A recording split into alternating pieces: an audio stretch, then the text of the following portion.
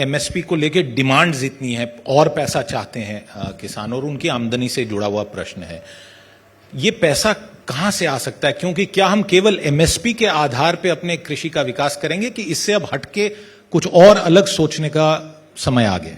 संतुलित सोचना पड़ेगा हमको। कुछ हमको करने पड़ेंगे, शॉर्ट टर्म के लिए कुछ उपाय करने होंगे और कुछ हमको करने पड़ेंगे लॉन्ग टर्म के। जैसे मैंने कहा, अच्छा बीज उत्पादन ज्यादा बढ़ेगा, लागत घटेगी, प्रॉफिट अपने आप बढ़ेगा, उससे प्रॉफिट भी संबंधित है। आधुनिक टेक्नोलॉजी का इस्तेमाल होगा, प्रॉफिट अपने आप बढ़ेगा।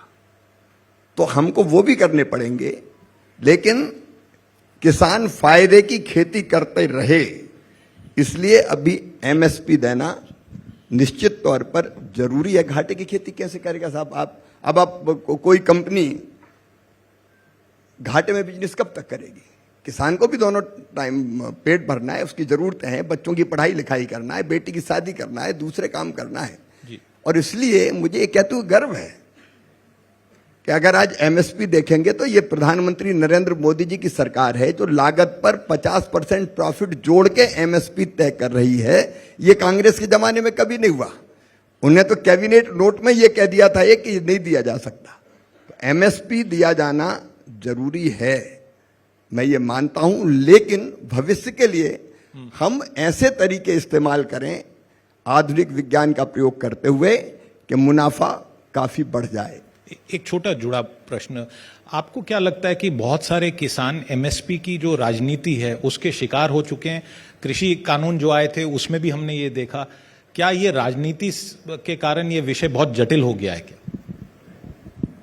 देखिए, मैं मानता हूं कि एमएसपी देने का फैसला उत्पादन की लागत पर 50% प्रधानमंत्री नरेंद्र मोदी जी की सरकार ने किया। ये जायज है, जस्टिफाइड है, किसान को हमको देना होगा। मैंने पहले ही एक्सप्लेन किया कि जब तक वैसी स्थिति ना आए कि हम मुनाफा काफी बिना। अच्छा, दूसरी बात यह है कि एमएसपी पे आप आप दूसरी तरफ देखिए कि एमएसपी से ज्यादा रेट एमएसपी कब देते हैं? अब हमें हमेशा एमएसपी नहीं देते। आज गेहूं के अनेकों जो वैरायटी हैं, हमको उतना गेहूं जितना चाहिए थे मिले ही नहीं, क्योंकि किसान को रेट ज्यादा मिले। बासमती चावल के रेट 4,000 रुपया से ज्यादा होते हैं, एमएसपी पे कोई बेचने नहीं आता। तो आज भी ये गलतफहमी है कि हर चीज पे एमएसपी देनी पड़ रही है। कई चीज उनके रेट अपने आप एमएसपी से ऊपर है। एमएसपी केवल तब देना पड़ती है जब एमएसपी के नीचे रेट आ जाए, तब देना पड़ती है। लेकिन भविष्य में मैं कह रहा हूं कि हम जो उत्पादन बढ़ाना और लागत घटाने की जो बात मैंने कई बार दोहराऊंगा नहीं, उस प्रयोग को आधुनिक टेक्नोलॉजी का इस्तेमाल करते हुए अगर हम करेंगे तो मुनाफा अपने आप बढ़ेगा। फिर एक हमको एक्सपोर्ट क्वालिटी की चीजों का उत्पादन करना पड़ेगा। हमारे फल, अब हमारा अनाज, अब उन कई तरह के प्रतिबंध लगते हैं तब जब अनियंत्रित और अधिक केमिकल फर्टिलाइजर का उपयोग होता है।